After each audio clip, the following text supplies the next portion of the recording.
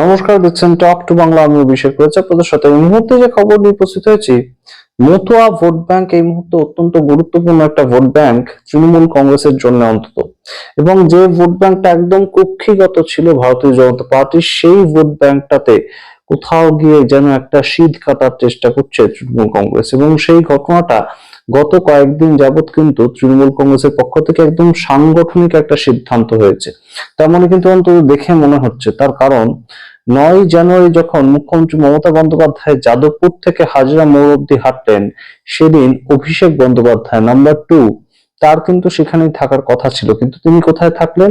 তিনি সোজাসুজি চলে গেলেন মতুয়া বাড়ি, অর্থাৎ মতুয়াদের গড় যেখানে, সেইখানে চলে গেলেন। এবং সেখানে ঠাকুরনগরে গিয়ে তিনি যে ধরনের আন্দোলন করলেন, যে ধরনের প্রতিবাদের মুখোমুখি হলেন, সেটা কিন্তু অবশ্যই এই মুহূর্তে একটা নজিরবিহীন ঘটনা। এবং আপনাদেরকে জানাই, এই মুহূর্তে ঠাকুরনগরে যাওয়া অভিষেক বন্দ্যোপাধ্যায় সেটা যে প্রথমবারের মতন একদম তেমন কিন্তু নয়। এর আগে আমরা দেখতে পেয়েছিলাম যখন এসআইআর সবে শুরু হচ্ছে, তখন 4 নভেম্বর মুখ্যমন্ত্রী মমতা বন্দ্যোপাধ্যায় তিনি প্রথম একদম যাত্রাটা করেন। আমরা দেখতে পেয়েছিলাম যে বি.আর. আম্বেদকরের স্ট্যাচু, রেড রোড, সেখান থেকে জোড়াসাঁকো পর্যন্ত। কিন্তু দ্বিতীয় যে যাত্রাটা তিনি করেছিলেন, সেটা কিন্তু তিনি করেছিলেন এই ঠাকুরনগরেই, এবং একটা জনসংযোগের মাধ্যম। কেন এই জায়গাটা এতটা গুরুত্বপূর্ণ সেটা যদি আমরা একটা বিচার করতে যাই, তাহলে আমরা দেখবো 2019 সাল থেকে 2019 সপ্তদশ লোকসভা নির্বাচন, এবং সেই সময় থেকে এই ঠাকুরনগরের মতুয়াদের সম্পূর্ণ ভোট ব্যাংকটা সম্পূর্ণ কনভার্টেড হয়ে গিয়েছিল ভারতীয় জনতা পার্টির দিকে। সেটা যে কোনো কারণেই হোক না কেন, শান্তনু ঠাকুর সেখানকার একদম যুব আইকন হয়ে উঠেছিলেন, এবং তিনি এখনো পর্যন্ত কেন্দ্রীয় মন্ত্রী শান্তনু ঠাকুর। এবং সেই জায়গা থেকে আমরা দেখতে পেয়েছি শান্তনু ঠাকুর এবং অভিষেক বন্দ্যোপাধ্যায়ের মধ্যে একটা সামনাসামনি ফাইট কিন্তু হয়েছিল, এবং সেই জায়গাটা এখনো পর্যন্ত কিন্তু অব্যাহত রয়েছে। সেইখান থেকে এই মুহূর্তে তৃণমূল কংগ্রেস একটা নতুন ট্রাই, যে যদি এই মুহূর্তে মতুয়া ভোট ব্যাংকটাকে নিজেদের দিকে আবার আনা যায়, কি কি প্রসঙ্গে এই মুহূর্তে মতুয়াদেরকে নিজেদের দিকে টানার চেষ্টা করছে, সেটা যদি আমরা ব্যাখ্যা করতে যাই, তাহলে অবশ্যই এসআইআর খুব গুরুত্বপূর্ণ একটা প্রেক্ষাপট তৈরি হবে। কারণ এসআইআর এর মাধ্যমে যাদের নাম কাটা গিয়েছে, তার মধ্যে মতুয়ারা অন্যতম একটা জনজাতি গোষ্ঠী যাদের নাম কাটা গিয়েছে, তারা হিন্দু হওয়া সত্ত্বেও, যে কথাটা কিন্তু ভারতীয় জনতা পার্টির পক্ষে বেশ খানিকটা ব্যাকফায়ার করার মতন প্রেক্ষাপট। সমস্তটা আলোচনা করবো, তার আগে অবশ্যই টক টু বাংলা ইউটিউব চ্যানেলটিকে সাবস্ক্রাইব করুন, ভিডিও দেখুন শেষ অবধি স্কিপ না করে। আপনারা জানেন এই মুহূর্তে এসআইআর আগে এবং এসআইআর এর পরে সামগ্রিক যে রাজনৈতিক প্রেক্ষাপট, সেটা কিন্তু বদলে গিয়েছে প্রত্যেকটা রাজ্যেই। 12টা রাজ্যে যেখানে এসআইআর হচ্ছে, প্রত্যেকটা রাজ্যেই সামগ্রিকভাবে পলিটিক্যাল প্রেক্ষাপটটা কিন্তু বদলে গিয়েছে। এবং সেখান থেকে দাঁড়িয়ে এই মুহূর্তে মতুয়াদের একটা বিরূপ মনোভাব কিন্তু তৈরি হয়েছে কেন্দ্রীয় সরকারের প্রতি, এবং সেটাকেই তুরুপের তাস হিসেবে দেখতে চাইছে তৃণমূল কংগ্রেস। এবং তৃণমূল কংগ্রেসের মুখ্যমন্ত্রী মমতা বন্দ্যোপাধ্যায় তিনি যেমন একদিকে একটা মিছিল করেছিলেন, বিশাল মিছিল করেছিলেন এসআইআর শুরু হওয়ার পরেই, যে আপনাদের ভোট কেটে দিচ্ছে আদপে ভারতীয় জনতা পার্টি। ভারতীয় জনতা পার্টি যে কথাটা বলেছিল, সেই কথাটা অনুযায়ী তারা চলছে না। আদপে আপনাদের বোঝাই যে মতুয়া কারা, মতুয়া কাদেরকে বলা হচ্ছে, সেই জায়গাটা যদি আমরা যাই, তাহলে অবশ্যই হরিচাঁদ ঠাকুর, গুরুচাঁদ ঠাকুর, সেই প্রসঙ্গটা তো থাকছেই। কিন্তু 1971-এর বাংলাদেশ আন্দোলনের সময় যারা ভারতবর্ষে চলে এসেছিলেন, তাদেরকে মূলত একটা জায়গায় যে থাকার ব্যবস্থা করে দেওয়া হয়েছিল, সেটা কিন্তু এই বনগাঁ সংলগ্ন এই ঠাকুরনগর। এবং ঠাকুরনগরে যারা থাকছেন তাদেরকে মতুয়া হিসেবে তারা নিজেদেরকে পরিচিতি দিচ্ছেন, এবং সেই জায়গা থেকে তাদের একটা ধর্মীয় ভাবাবেগ যেমন রয়েছে, ঠিক সেইখান থেকেই তাদের একটা সিটিজেনশিপ, সেটা নিয়েও কিন্তু একটা বড় সড়ো আন্দোলন বহুদিন ধরে চলছে। এবং সেখান থেকে একটা প্রশ্ন যেটা সবচেয়ে গুরুত্বপূর্ণ ভাবে উঠছে, যে সিএএ যেটা শুরু হয়েছিল 2019-20 সাল নাগাদ, তখন তাদেরকে নাগরিকত্ব দেওয়া হয়নি কেন? এইটা হচ্ছে প্রথম প্রশ্ন।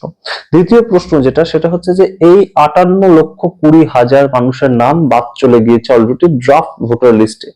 সেই ক্ষেত্রে ড্রাফট ভোটার লিস্টে যদি 58,20,000 মানুষের নাম বাদ গিয়ে থাকে, তাহলে এই মানুষগুলোর পরবর্তী ভবিষ্যৎ কি, কিসের ভিত্তিতে ঠিক এসআইআর এ প্রথম পক্ষের নাম কাটা গিয়েছে, এই প্রশ্ন তুলেছেন স্বয়ং অভিষেক বন্দ্যোপাধ্যায়। এবং আপনারা জানেন এই মুহূর্তে তৃণমূল কংগ্রেসের যে দুটো লবি এই মুহূর্তে তৈরি হয়েছে বলা যেতে পারে, সেটার মধ্যে কিন্তু প্রাথমিক লবিটা যদি হয় মুখ্যমন্ত্রী মমতা বন্দ্যোপাধ্যায়, একদম ওল্ড স্কুল তৃণমূল কংগ্রেস, তাহলে পরেরটা কিন্তু অবশ্যই যুব তৃণমূল, যেটা তৈরি হয়েছে অভিষেক বন্দ্যোপাধ্যায়ের নেতৃত্বে।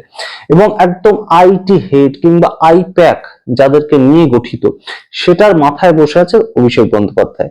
এবং আপনারা জানেন এই মুহূর্তে হিন্দু ভোটকে টানতেও কিন্তু যথেষ্ট এই মুহূর্তে ওয়াকিবহল তৃণমূল কংগ্রেস। তার কারণটা কি, আমরা ইতিমধ্যেই নজির পেয়েছি যে জগন্নাথ মন্দির, সরকারি টাকায় সম্পূর্ণ একটা জগন্নাথ মন্দির সেটা তৈরি হওয়া, সেটা কিন্তু এই মুহূর্তে ভারতবর্ষের বুকে একটা অন্যতম নজির। এবং ঠিক নরেন্দ্র মোদী স্টাইলে, নরেন্দ্র মোদী ঠিক যেভাবে অযোধ্যায় রাম মন্দির উদ্বোধন করেছিলেন, ঠিক সেই স্টাইলটা কিন্তু নিয়েছিলেন মুখ্যমন্ত্রী মমতা বন্দ্যোপাধ্যায় যখন জগন্নাথ মন্দির উদ্বোধন করেছিলেন। আপনারা জানেন এই নিয়ে বিভিন্ন বিতর্ক তৈরি হয়েছে, বিভিন্ন জায়গায় আমরা দেখতে পেয়েছিলাম যে জগন্নাথ মন্দির একটা সরকারি টাকায় কেন মন্দির তৈরি হবে। এছাড়াও আমরা দেখতে পাই যদি যে পুজোর সময় বিভিন্ন ক্লাবকে, অর্থাৎ যে কোনো ক্লাবকেই ধরা যেতে পারে পশ্চিমবঙ্গে, 1,10,000 টাকা করে একদম অনুদান দেওয়া, সেটা পুজো করার জন্য, যেটা নিয়ে হুমায়ুন কবির ইতিমধ্যেই বক্তব্য রেখেছে যে উনি যদি হিন্দুদের পুজো করার জন্য 1,10,000 টাকা অনুদান দিতে পারেন, তাহলে আমি কেন বাবরি মসজিদ তৈরি করব। সুতরাং হিন্দু ভোটকে টানার একটা যে চেষ্টা, সেটা কিন্তু তৃণমূল কংগ্রেস বহুদিন ধরেই করছে। এটা কিন্তু আজকে একদম ভোট আসছে বলে এরকম প্রেক্ষাপট তেমন নয়। এই জায়গা থেকে অভিষেক বন্দ্যোপাধ্যায় ঠাকুরনগর একদম যাত্রা, এবং সেখানে শান্তনু ঠাকুরের সঙ্গে একদম মুখোমুখি একটা সংঘর্ষ, সেটা যেমন একটা নজিরবিহীন ঘটনা, ঠিক তেমন ভাবেই মুখ্যমন্ত্রী তার মতন করে হিন্দুদেরকে এবং সংখ্যালঘুদেরকে একত্রিত ভাবে টানতে চাইছেন। আমরা দেখতে পেয়েছি অভিনেতা দেব, একদম তিনি 3বারের সাংসদও বটে, তিনি একদম স্টেজে দাঁড়িয়ে বলছেন দিদি যতদিন মুখ্যমন্ত্রী রয়েছেন ততদিন আমরা একদম নিশ্চিন্তে, যে কোনো ধর্মের মানুষ নিশ্চিন্তে বসবাস করতে পারছি। এই বিষয়গুলো সামনে উঠে আসছে আরো। পশ্চিমবঙ্গের ভোটের এই মুহূর্তে যে মূল প্রেক্ষিতটা, সেটা কিন্তু বদলে যাচ্ছে। সেটা কিন্তু কাজকর্ম, চাকরি বাকরি ইত্যাদি বহু কিছু আছে বটে, কিন্তু মূল যে প্রেক্ষিতটা সেটা কিন্তু কোথাও ধর্মের ভিত্তিতে ভোট হচ্ছে। এবং সেটা তৃণমূলও কিন্তু বুঝতে পারছে। তৃণমূল শুধুমাত্র যে একদম বিজেপির বিরোধিতা করার জন্য অন্যান্য প্রেক্ষিতগুলো তুলে ধরছে, তাদের কাজের উন্নয়নের পাঁচালিটা শুধু তুলে ধরছে তেমন কিন্তু নয়, তারা তাদের মতন করেই জবাব দিচ্ছে। তৃণমূল দেখাতে চাইছে কোথাও গিয়ে যে তারা হিন্দুদের সপক্ষেও রয়েছে, তারা সংখ্যালঘুদের সপক্ষে রয়েছে, যেই জায়গাটা কিন্তু একটা ল্যাক করছে ভারতীয় জনতা পার্টি। এবং এই মুহূর্তে ঠাকুরনগরে যাত্রা অভিষেক বন্দ্যোপাধ্যায়ের অন্যতম একটা মাস্টার স্ট্রোক হিসেবে ধরাই যায়।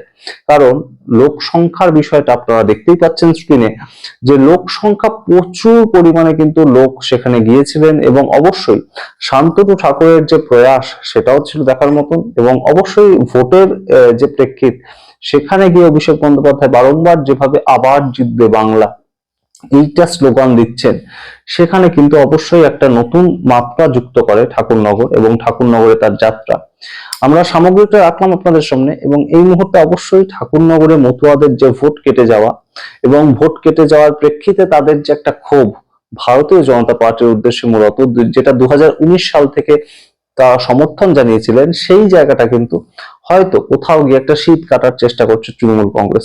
তৃণমূল কংগ্রেস শেষ পর্যন্ত পারবে কিনা আমরা জানি না, তবে অবশ্যই একটা চেষ্টা, একটা প্রেক্ষিত তারা তৈরি করছে। প্রথমে মুখ্যমন্ত্রী মমতা বন্দ্যোপাধ্যায় নভেম্বর মাসে, এবং তারপর অভিষেক বন্দ্যোপাধ্যায় একদম বছরের শুরুতেই যেভাবে গেলেন, আবারও পরবর্তীতে যাবেন কিনা আমরা জানি না, তবে চেষ্টা তারা কিন্তু করছেন যে বিজেপির গড়ে তাদের যাতে নতুন ভাবে পুনঃপ্রতিষ্ঠা হয়। আপনাদের সামনে রাখলাম পুরোটা, আপনাদের মতামত দেখার অপেক্ষায় রইলাম। দেখতে থাকুন টক টু বাংলা। অবশ্যই টক টু বাংলার চ্যানেলটিকে সাবস্ক্রাইব করে দিন। ধন্যবাদ।